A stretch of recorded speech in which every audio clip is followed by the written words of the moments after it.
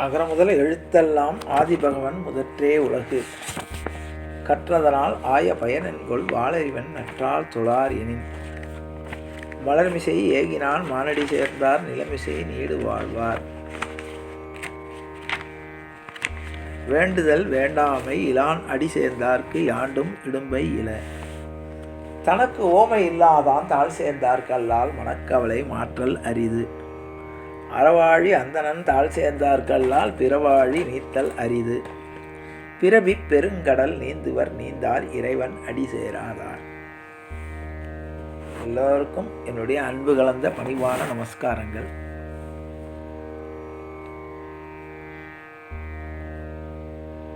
வள்ளுவருடைய வாக்கிலே அறத்துப்பாலிலே இல்லறம் மற்றும் துறவற இயல் இரண்டு இயலையும் இதுவரை 37 அதிகாரங்களில் 370 குறட்பாக்களில் நாம் கேட்டு மகிழ்ந்தோம். இப்பொழுது 38வதாக இல்லறம் துறவறம் இரண்டையும் தொகுத்து எல்லாவற்றிற்கும் மேலானது எது? இல்லறம், நான் இல்லறத்தை ஏற்றுக்கொள்ள விரும்புகிறேன், ஒருத்தன் துறவரத்தை ஏற்றுக்கொள்ள விரும்புகிறான். இது ரெண்டுக்கும் காரணம் என்ன? அவனுக்கு விதிக்கப்பட்டது ஊழ்னா விதி. அந்த ஊழ்வினையை பற்றி 38வது அதிகாரத்திலே சொல்லிவிட்டு அடுத்ததிலிருந்து பொருட்பாலுக்கு செல்ல இருக்கிறோம். இந்த 38வது அதிகாரத்தில் ஊழ் என்றால் என்ன? நீ விரும்பினாலும் விரும்பாவிட்டாலும் உனக்காக விதிக்கப்பட்டதுக்கு பேர் ஊழ். தலைவிதி நம்ம சொல்றோம், என்னுடைய தலைவிதி. நமக்கு எது விதிக்கப்பட்டதோ அது நமக்கு கிடைக்கும். நமக்கென்று எப்படி விதிக்கப்பட்டிருக்கிறதோ அதன்படிதான் நாம் செல்ல முடியும். இது இறைவனே மனிதனாக பிறந்தால் கூட அந்த ஊழுக்கு கட்டுப்பட்டவர், அதை மீறி எதுவும் பண்ண முடியாது. அதை வள்ளுவன் அழகாக அதை 10 பாசுரங்களில் சொல்றார். அது கேட்போம். ஆகுழால் தோன்றும் அசைவின்மை கைப்பொருள் போகுழால் தோன்றும் மடி. ஆவதற்குரிய ஊழ் வந்தால் சோர்வில்லாத முயற்சிகள் தோன்றும். கைப்பொருள் போவதற்குரிய ஊழ் வந்தால் சோம்பல் தோன்றும். அப்ப ஒருத்தனுக்கு ஊழ்வினை நன்றாக இருந்தது, அவனுக்கு விதி நன்றாக இருந்தால் அவனுக்கு மேற்கொண்டு முயற்சிகள் செய்ய வேண்டும் என்ற எண்ணம் தானாக தோன்றும். அவன் உயர்வடைவான். ஒருவனுக்கு ஊழ்வினை சரியாக அமையாவிட்டால் அவனுடைய விதி நல்ல பலனை அடைய வேண்டாம் என்று இருந்தால் அவனுக்கு சோம்பல் தானாக வந்துவிடும். இவனே முயற்சி எடுக்கவே வேண்டாம், அவனா சோம்பேறி ஆயிடுவாங்கிறார். பேதை படுக்கும் இழவூழ் அறிவதற்கும் ஆகலூழ் உற்ற கடை. இழப்பதற்கான ஊழ் ஒருவனை பேதையாக்கும். ஆவதற்கான ஊழ் வந்தால் ஒருவன் அறிவை விரிவாக்கி அவனுக்கு பல நன்மைகளை தரும். அப்போ அவனுக்கு ஊழ்வினைங்கிறது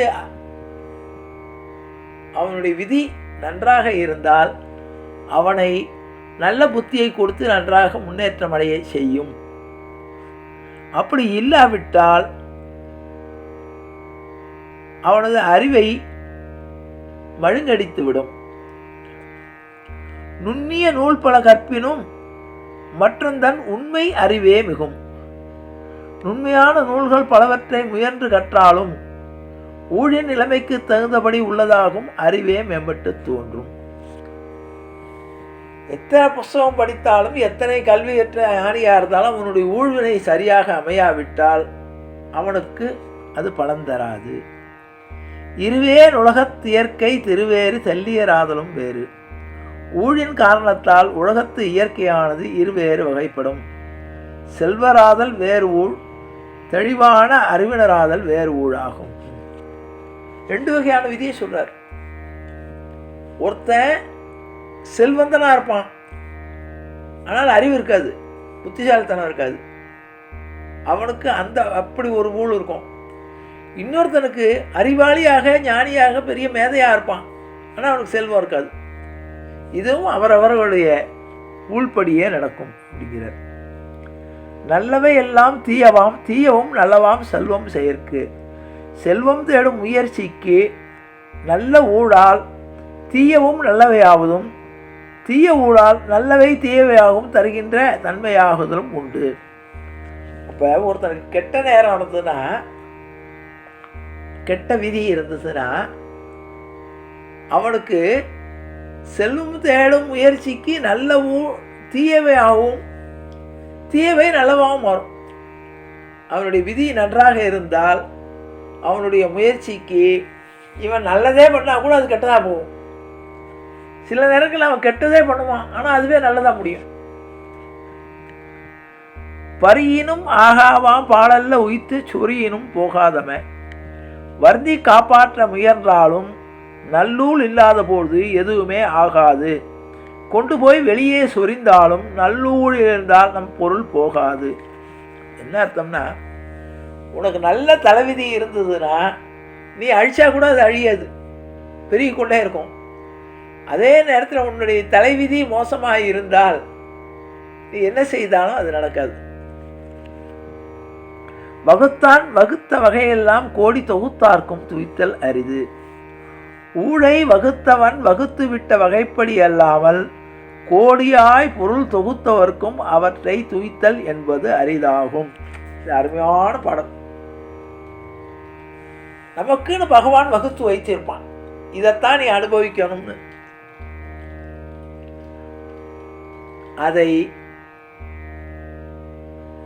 அந்த வகுத்தான் வகுத்தலை என்றால் கோடி தொகுத்தார்க்கும், நான் கோடிக்கணக்கான ரூபா சேர்த்து வச்சிருக்கேன், அதை அனுபவிக்கணும்னு நினைச்சா அனுபவிக்க முடியாது.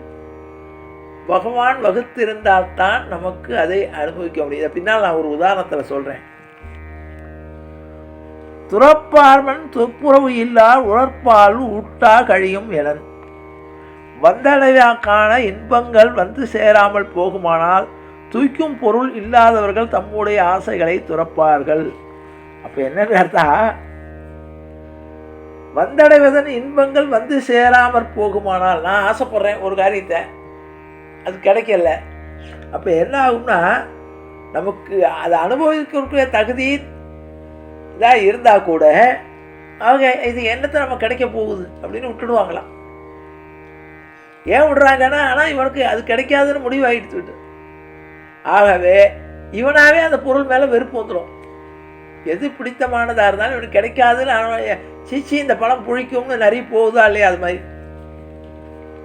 நன்றாங்கால் நால்வகை காண்பர் அன்றாங்கால் அல்லற் படுவதில்லை. ஊழால் நன்மைகள் விளையும் போது அவற்றை நல்லதாக காண்பார்கள்.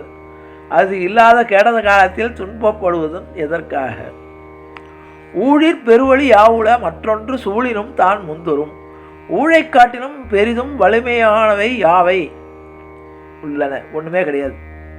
மற்றொன்றை வலியது என்று கருதினாலும் அங்கே ஊழல் முன் வந்து நிற்கும். நம்ம எவ்வளவு முயற்சி பண்ணினாலும் நம்முடைய விதியானது அங்கே போய் நமக்கு வர வேண்டியதை தடுத்து நிறுத்திவிடும். அதுதான் வள்ளுவன் சொல்றான். சரி, இந்த ஊழுக்கு எல்லா காவியங்களும் ஊழனுடைய அடிப்படையில் தான் இருக்கும். ராமாயணமாகட்டும், மகாபாரதமாகட்டும், சிலப்பதிகாரமாகட்டும், நலச்சக்கரவர்த்தியினுடைய புராணமாகட்டும், ஹரிச்சந்திர புராணமாகட்டும், இங்கே எல்லா கதைகளுக்கும் அடியோட்டமாக நீரோட்டமாக உள்ளது ஒன்றே ஒன்று என்னன்னு கேட்டால் விதி தான். ஏற்கனவே சொன்னதா இருந்தாலும் சொல்கிறேன். ராமனுக்கு நாளை பட்டாபிஷேகம் சொல்லியாச்சு, கதை தெரியும். இரவோட இரவாக மாறுகிறது, நீ போய் காட்டுக்கு போகணுட்டா. இதில் ஒரு பெரிய விசேஷம் என்னன்னா, யார் ஒருவன் விதியை ஏற்றுக்கொள்கிறானோ அவன் துன்பத்தை தாங்க முடியும். இந்த விதிங்கிறது என்னன்னு கேட்டால், ஊழுங்கிறது என்னன்னு கேட்டால் ஊழ்வினை. அது என்னன்னு கேட்டால், நம்மை இன்பம் அடையும் பொழுது நமக்கு கர்வம் அடையாமல் இருப்பதற்கும், துன்பத்தால் துவண்டு போகாமல் இருப்பதற்கும்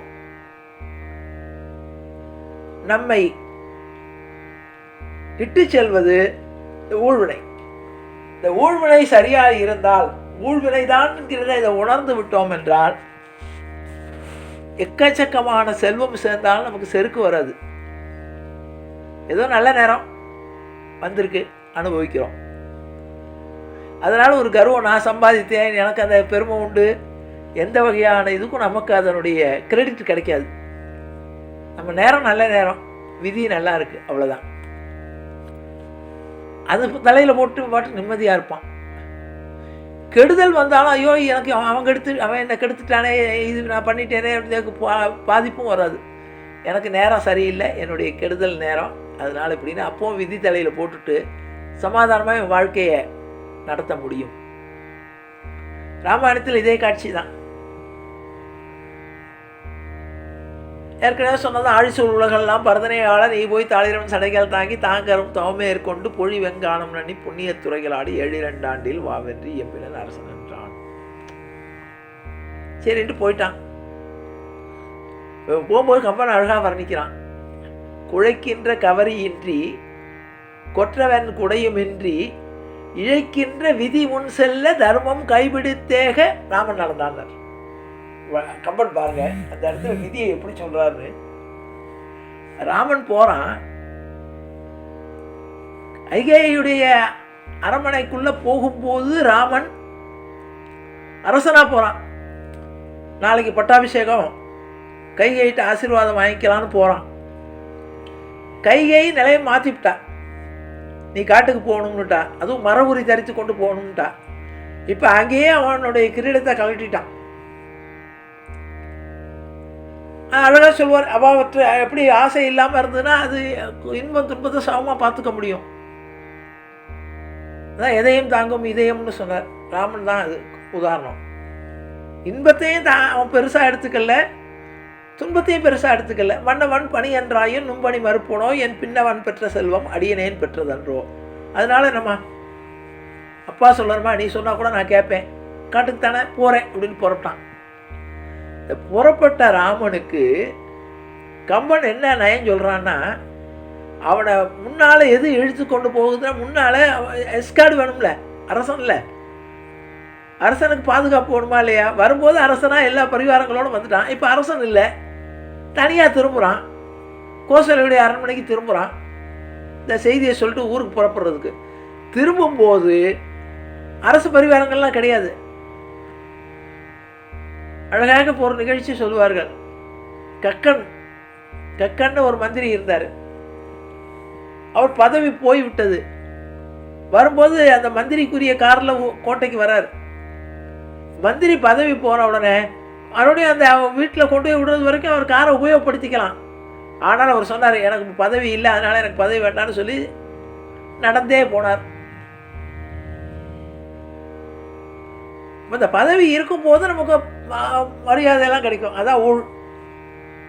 அந்த பதவி இல்லாத போது நமக்கு அதெல்லாம் போயிடும். எவ்வளோ பெரிய செல்வாக்காக இருந்தவர்கள் எத்தனையோ பேர் சொல்லுவார்கள். எம்.கே. தியாகராஜ பாகவதர்னு கோடிக்கணக்கான தங்க தட்டில் சாப்பிட்டவர் கடைசியில் திருச்சி பிளாட்ஃபார்மில் படுத்திருந்தாராம். கோடீஸ்வரனாக இருந்து 10 விரல்களையும் மோதிரம் போட்டுக்கொண்டு தங்க தட்டில் சாப்பிட்டவர், விதி அவரை அந்த நிலைமைக்கு தள்ளியது. அதே மாதிரி நடிகர் சந்திரபாபுவை சொல்லுவார்கள், வீட்டுக்குள்ளேயே ஸ்விம்மிங் பூல் வீட்டுக்குள்ளேயே கட்டினாலும். அப்படி எத்தனையோ பேர் அவர்களுடைய விதி நல்லா இருக்கும்போது ரொம்ப உயர்வான நிலைமைக்கு போவார்கள். அந்த அவர்களுடைய ஊழ்வினை அந்த அனுபவிக்கிற நேரம் முடிஞ்ச உடனே அவர்கள் எந்த நிலைமைக்கு போகலாம். அதைத்தான் ஒருவன் இல்லறமாவதும் துறவியாக இருக்கிறது கூட ஊழ் தான். அவனுக்கு தலைவிதி துறவி ஆகணும்னு இருந்தா எப்படிப்பட்ட நிலைமையில அவன் துறவி ஆகிடுவான். நல்ல வசதி கோடீஸ்வரனுடைய பிள்ளையாக இருப்பான், அதெல்லாம் வேண்டான்னு உதறிட்டு சித்தார்த்தனாக பிறந்த அரசன் புத்தனாகவில்லையா? இளங்கோடிகள் அப்படித்தான். இளங்கோடிகள் அவருடைய அண்ணன் சேரன் செங்குட்டுவன், தம்பி இளங்கோ. ஒரு ஜோசியர் வரார். அரசன் கேட்குறான், சேர மன்னன், என்னோட 2 பிள்ளைகளுக்கும் ஜோசியம் பாருங்க. பார்த்த உடனே ஜோசியத்தை பார்த்துட்டு ஜாதகத்தை பார்த்துட்டு சொன்னான், உன்னுடைய மூத்த பையன் சேரன் செங்குட்டுவன் அவ்வளோ தூரம் கெட்டிக்காரன் இல்லை, அடுத்த பையன் இளங்கோ தான் பெரியவன், அவன் தான் அரசாள்வதற்கு தகுதி உள்ளவன்னா. உடனே இவர் என்ன சொன்னார், நான் மனிதனாக இருந்தால் தானே அரசாளப்படணும், நான் இப்போதே துறவி ஆகிறேன்னு அவர் துறவி ஆகிட்டார். அவருடைய விதி துறவி ஆகணும் இருக்கு. துறவி ஆகி அவர் உலக புகழ் பெற்றார், சிலப்பதிகாரம் எழுதினார் தெரியும்.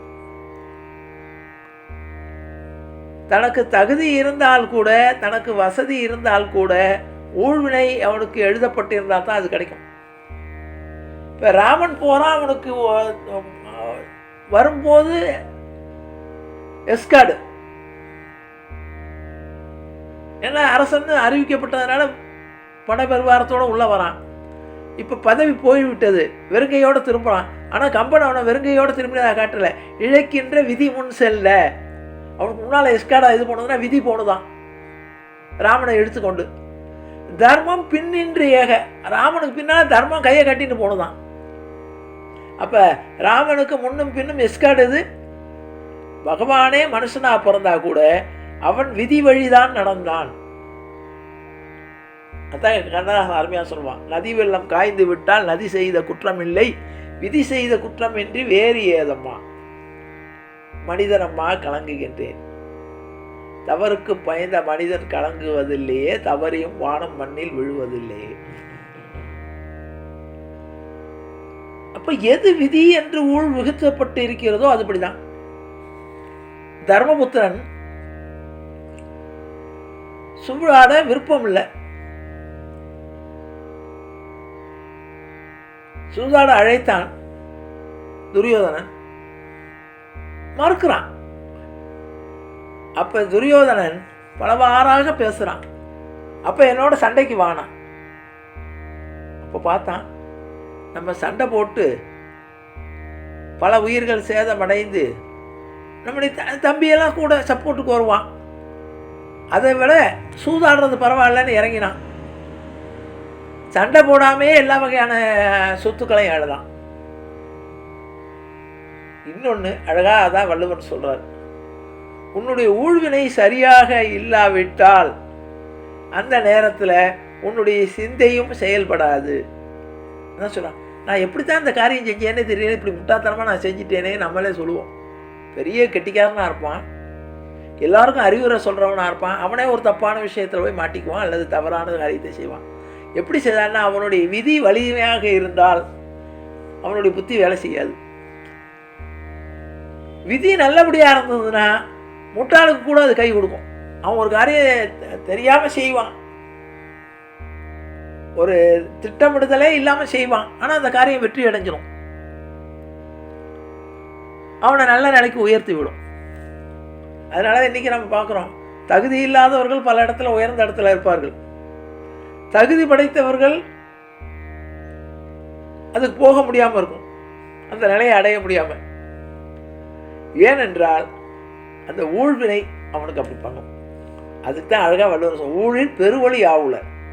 இந்த உலகத்தில் எத்தனையோ வலிமையான இது இருந்தாலும் எல்லாவற்றிற்கும் மேலே வலிமையானது ஒன்று உண்டு, அதுதான் ஊழ். உன்னுடைய விதியானது வலிமையானதாக இருந்தால் விதி வலிது. அந்த விதியானது நீ என்ன முயற்சி பண்ணினாலும் அது முன்னால் போய் நிற்கும் தடுப்பதற்கு. அதே நேரத்தில் உன்னுடைய ஊழ்வினை உனக்கு சாதகமாக இருந்தால் அது நீ ஒரு காரியமே செய்யாவிட்டால் கூட உனக்கு அது பலனை கொடுத்து விடும். அதுதான் நிறைவாக இல்லறையியல் துறவறையியல் இரண்டையும் சேர்த்து நிறைவு பகுதியாக, ஏன்னா அடுத்தது பொருட்பாலுக்கு போகிறார். பொருட்பாலில் பல வகையான நியாயங்களை சொல்ல போறார். ஆனால் அதற்கு அடித்தளமாக இப்பொழுது நிறைவாக முத்தாய்ப்பாக சொல்றார், நீ இல்லறவானாகவோ அல்லது துறவியாகவோ ஆக வேண்டும் என்று நீ விரும்பினாலும் அது நடக்காது. உன்னுடைய வீழ்வினை நீ இந்த நிலையில் இருக்க வேண்டும் என்றால் உன்னுடைய ஊழ்வினைதான் அங்கே உன்னை கொண்டு போய் சேர்க்கும். அதான் ஊழிற் பெருவழி யாவுல. அந்த ஊழானது உன்னுடைய விதியானது. எனக்கு ஒரு இப்போ கூட சமீபத்தில் கூட ஒரு நிகழ்ச்சி நடந்தது.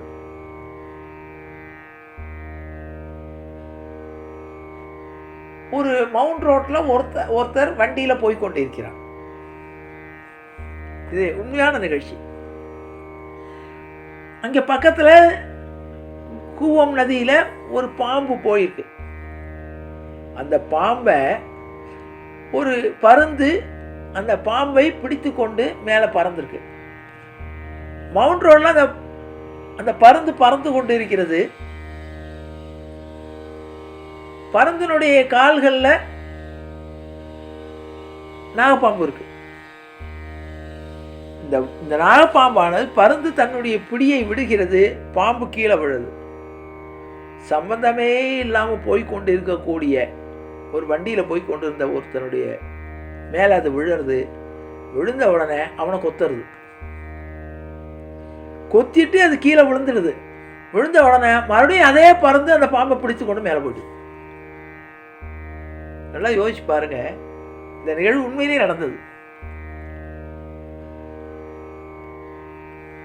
அப்ப அந்த இவனுடைய ஊழ்வினையானது அந்த பாம்பு கையினால கொத்தப்படணும்னு இருக்கு.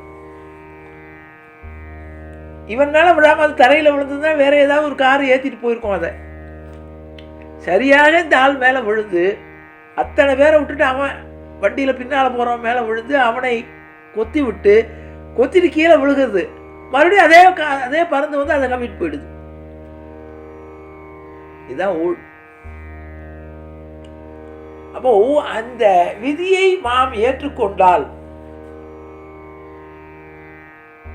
நமக்கு அந்த துன்பங்கள் நமக்கு துன்பமா தெரியாது. நாமளே புலம்புவோம், ஐயோ எனக்கு போய் இந்த இப்படி வந்துருச்சே.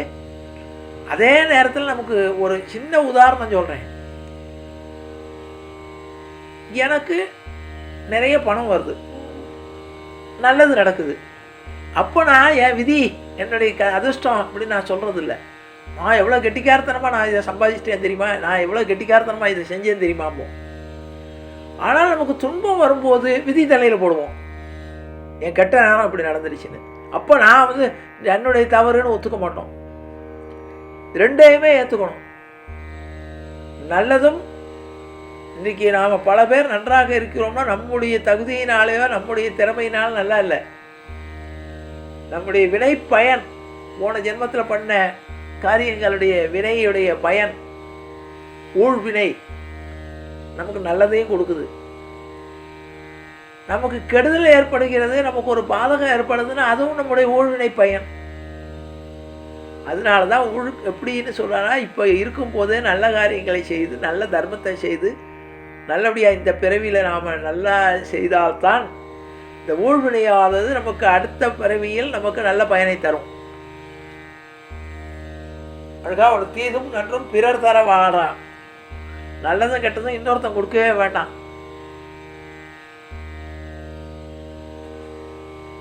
பெருமைக்கும் ஏனை சிறுமைக்கும் அவர்தம் கர்மமே கட்டளைக்கண். ஒருத்தன் நல்ல பெருமையாக வாழ்ந்தாலும் அல்லது சிறுமை அடைந்தாலும் ரெண்டுக்கும் அவனுடைய வினைப்பயன்தான். அதான் ஊழ். உன்னுடைய வினைப்பயனை நீ அனுபவித்தே ஆக வேண்டும். அப்ப இரு சேர் இருவினை சேரா இறைவன் பொருள் சேர் பொருள் பொருந்தார் மாட்டுனா. இந்த இரு வினைகள் யாருக்கு சேராதுன்னா பகவானுக்கு தான் சேராது. அவன் ஒருத்தனுக்கு தான் இந்த இரு வினைகளையும் கலந்தவன். அதே மாதிரி ஞானிகளும் துறவு நிலையை அடைந்தவர்கள், முற்றிய ஞானத்தை பெற்றவர்கள், முதல்ல படிப்பு, அதுக்கு அடுத்தது கல்வி, அதுக்கு அடுத்தது அறிவு, அதுக்கு அடுத்தது ஞானம். இதுதான் 4 நிலை. முதல்ல படிப்போம், ஏதோ சொல்லி கொடுக்கறத அப்படியே கேட்டு படிப்போம். அடுத்தது அது கல்வியாக மாறும். அதை அடுத்தவனுக்கு சொல்லி கொடுக்கக்கூடிய, அடுத்தவர்களுக்கு பயன்படக்கூடிய விஷயமாக அது மாறும். அதுக்கு அடுத்த நிலைவு அதில் எது நல்லதுன்னு அறியக்கூடிய அறிவு. அதான் எப்பொருள் யார் யார் கேட்கணும் அப்பொருள் மெய்ப்பொருள் காண்பது அறிவு. அந்த அறிவுக்கு நோக்கி போவோம். நம்ம படித்த விஷயங்களில் எது உண்மையான பொருள், நம்ம அப்படியே படித்ததை அப்படியே எடுத்துக்குவோம். அதனுடைய உண்மையான பொருள் என்ன, எதுக்காக அதை சொல்லியிருக்காங்க, அதனுடைய உட்பொருள் ஒன்று இருக்கும். இன்னொரு இடத்துல சொல்லுவாங்க, ஊழினும் உட்பொருளும் காண்பார் வள்ளுவர். ஒரு விதி இருக்குன்னா அதுக்கு காரணம் என்னன்னு ஞானிகள் தான் அதை உணர்வாங்களாம். உட்பொருள், ஒரு விஷயம் நடந்ததுன்னா அது ஏன் நடந்ததுங்கிறதுக்கு நமக்கு தெரியாது, நம்ம அப்படியே ஏற்றுக்குவோம். அதை உட்பொருள் ஒன்று இருக்கும். எதனால இது நடந்தது, இதற்கு காரணம் என்ன, இதுக்காக நம்ம என்ன செஞ்சோம், எதனுடைய பலன் நமக்கு இப்படி கிடைச்சிருக்கு, நம்ம போன ஜென்மத்தில் என்ன பண்ணோம், இல்லை நம்ம செய்த எதனுடைய பலன் நமக்கு கிடைச்சிருக்குன்னு இதை யோசிக்க தெரியும். ஊழினும் உட்புறம் காண்பர் வள்ளுவர். பின்னால் அதுக்குன்னு உள்பகுதி ஒன்று இருக்கும். அது ரொம்ப மெல்லிய நூலிலையில் இருக்கும், மைன்யூட்டாக இருக்கும். எப்படி நம்ம மைக்ரோஸ்கோப்பில் பார்த்தோன்னா ஒரு கருவியை வைத்து பார்த்தா உள்ளே இருக்கக்கூடிய கிருமிகள்லாம் தெரியுதோ, அதே மாதிரி அறிவுங்கிறத ஞானம்ங்கிறத ஒரு மைக்ரோஸ்கோப்பில் பார்த்தா தான் தெரியும் நம்முடைய ஊழ்வினை எப்படின்னு. நமக்கு அந்த அளவு கிடையாது. நமக்கு நம்ம ஏதாவது ஒன்று படித்தவனாக இருப்போம், இல்லாட்டி கல்வி கற்றவனாக இருப்போம், இல்லாட்டி அறிவாளியாக இருப்போம். ஞானிங்கிற நிலைமைக்கு வந்துட்டான்னா அவன் எல்லாத்தையும் பார்க்க முடியும். அதுதான் ஞானம்.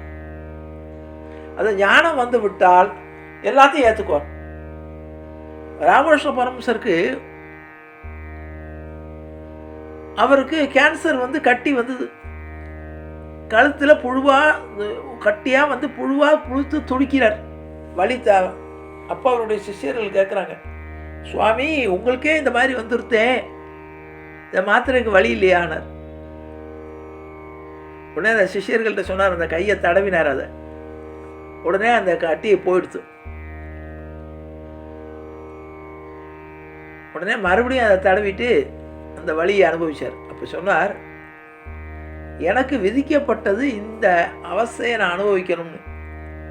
என்னுடைய ஞானத்தினாலேயோ என்னுடைய சக்தியினாலோ இதை நான் தடுக்கணும்னு நினைச்சேன்னா இதே துன்பம் எனக்கு மறுபடியும் தொடரும்.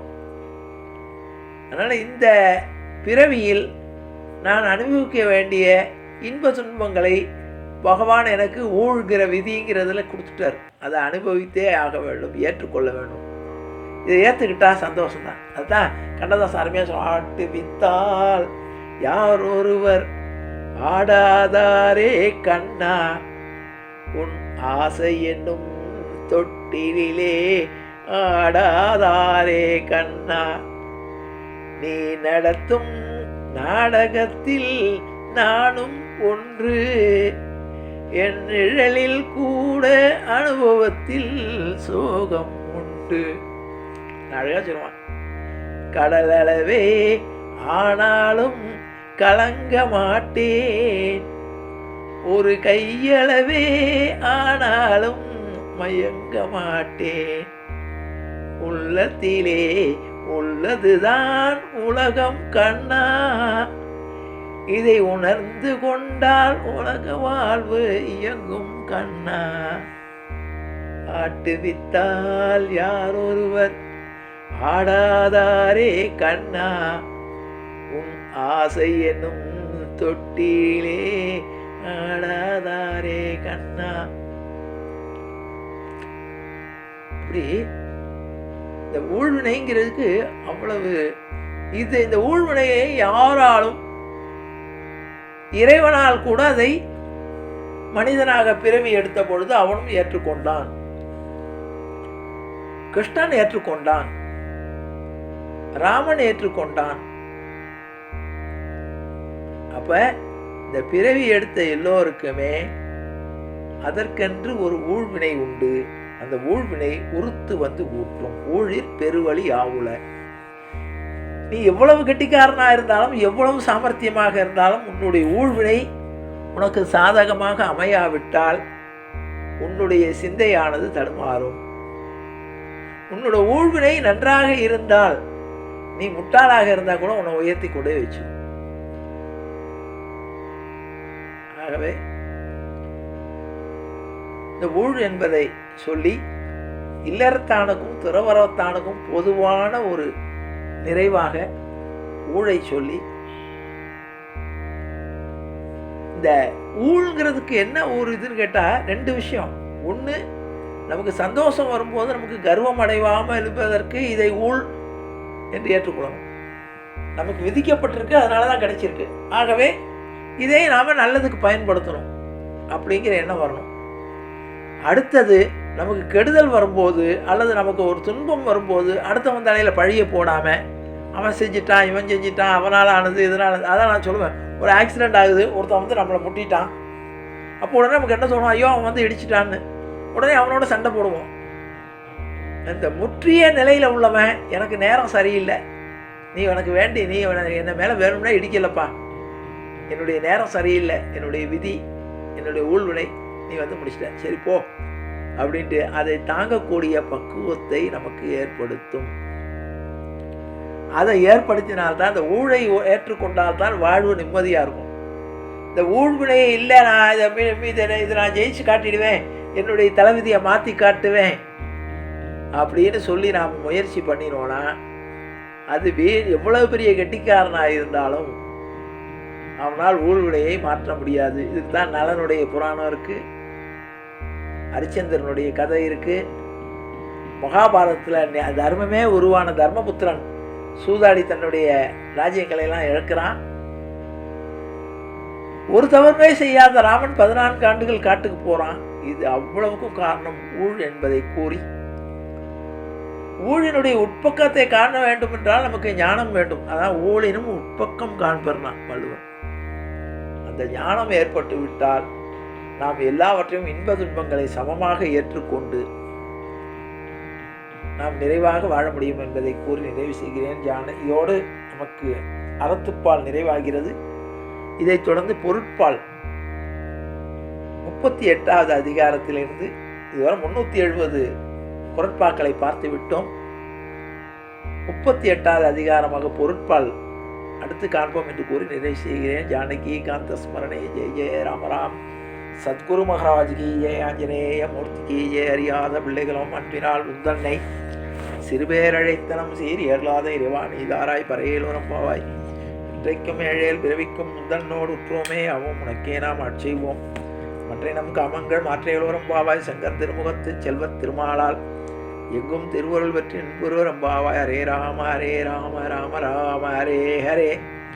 ஹரே கிருஷ்ண கிருஷ்ண கிருஷ்ண ஹரே ஹரே. கோவிந்த ராம சங்கீர்த்தனம் கோவிந்தா ஹரி கோவிந்தா.